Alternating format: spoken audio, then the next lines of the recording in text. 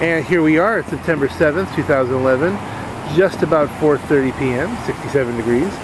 And we're looking at the Lackawanna River at Olyphant, which is just about 5 feet right now. So we have some room before they have to close the floodgates.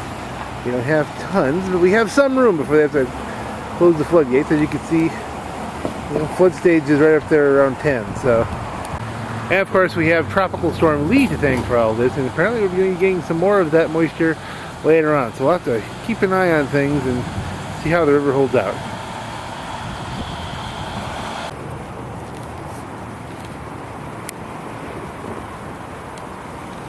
Who's throwing egg sandwiches at the bridge? That makes no sense. I think it's an egg. I don't want to know.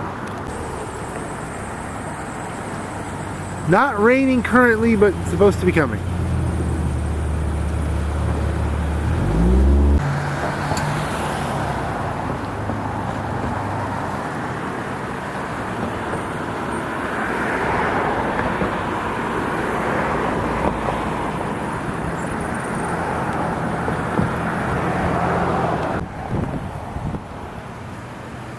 Definitely some very low cloud levels here.